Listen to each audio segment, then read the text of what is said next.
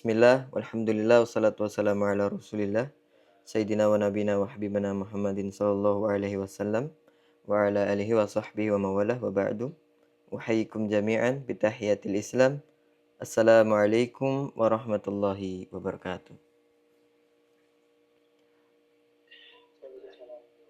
Oke, teman-teman semuanya, kembali lagi pada pertemuan kali ini, di mana sebagaimana pertemuan kita sebelumnya, yang mana kita sering kali membahas mengenai kesehatan mental atau ya perihal diri kita, perihal mengupgrade diri dan lain sebagainya.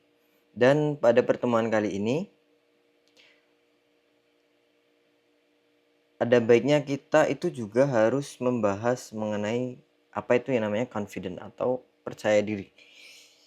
Percaya diri mengenai apa? Ya saat kita itu akan berbicara nih di depan umum. Contohnya ya, ini bisa saya share screen. Oke, mengenai percaya diri, ini ada tayangan sebentar ya, share screen sebentar, cuman beberapa slide. Nanti bisa kita saksikan langsung apa itu confident, dan percaya diri itu adalah kunci untuk kita bisa menaklukkan apa yang sedang akan kita hadapi. Oke? Sama halnya dengan saya, ketika saya pertama kali ingin berbicara di depan sini atau mungkin di kehidupan saya ya, di Korea, di kehidupan bekerja terutama, saat saya itu harus dituntut untuk bisa berbicara di depan orang umum.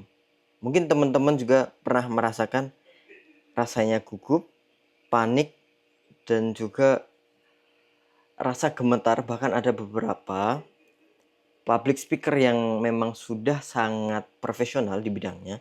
Mereka itu ternyata tetap saja ngerasa mual ketika mereka itu akan melakukan public speaking, dan itu sangat wajar sekali. Oke. Apalagi bagi saya yang hidup di kehidupan yang sangat berbeda, budaya yang sangat berbeda, apalagi di hadapan bos, di hadapan para rekan kerja, ketika kita dituntut untuk berbicara dengan bahasa yang berbeda, tentunya itu akan menjadi hambatan-hambatan untuk saya. Oke. Nah, ini hambatan itu terutama ada bahasa, budaya, dan juga tentunya rasa malu, karena kita itu beda gitu. Kita itu sangat beda. Saya itu orang asing, jadi ini sangat jadi penghambat sekali untuk saya bisa ngomong di depan umum gitu. Oke, lanjut.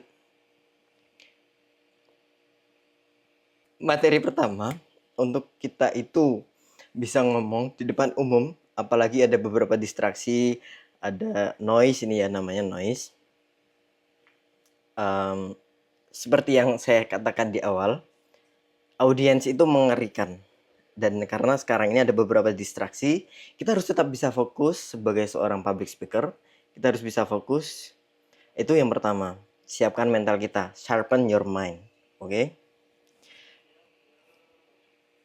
Dengan kita menyiapkan mental kita dengan kita berlatih, kita menyiapkan mental untuk kita itu menganggap bahwasanya audiens nanti nih, sebelum kita akan naik panggung nih ya, kita itu siapin mental kalau audiens bakal ngedengerin nih. Audiens nggak mungkin bakal ngetawain kita, atau audiens itu nggak mungkin kayak bakal nganggap kita itu hina atau gimana. Itu adalah caranya untuk kita sharpen our mind, untuk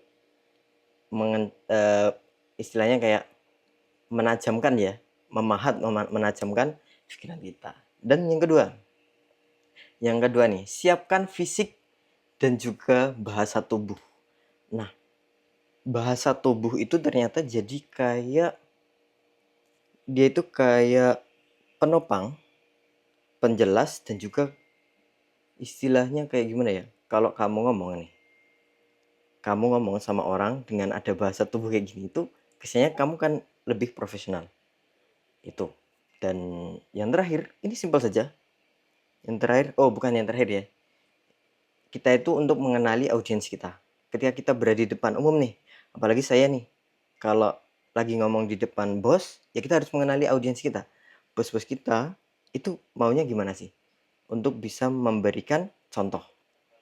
Contoh yang bagus nih ya. Kayak misalnya kita ngomongan sama ibu-ibu PKK atau sama bapak-bapak, kita nggak mungkin memberikan contoh kayak sebuah gambaran yang mana mereka itu nggak paham. Atau misalnya sama teman-teman nih, aku nggak mungkin memberikan contoh kehidupan orang-orang Korea karena mungkin teman-teman jarang ada FYP kehidupan orang Korea yang mungkin jarang diketahui orang. Nah, kayak gitu.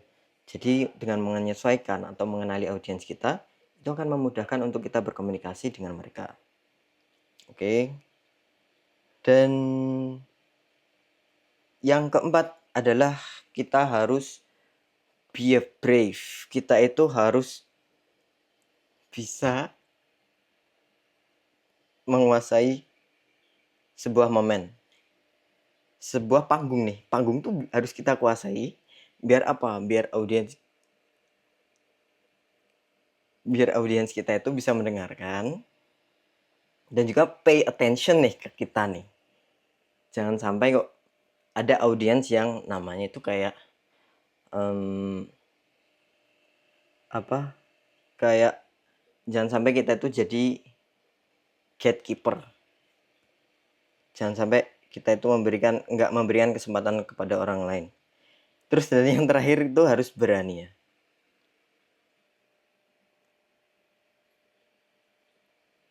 Nah kalau kita itu nggak berani, contohnya simpel aja nih.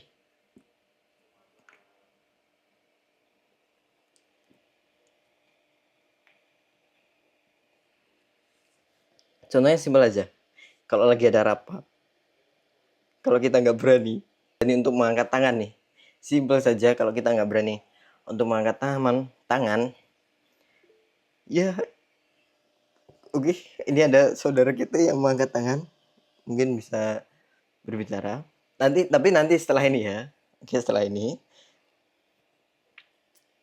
Yang kelima ini mengenai percaya diri, kita harus berani nih.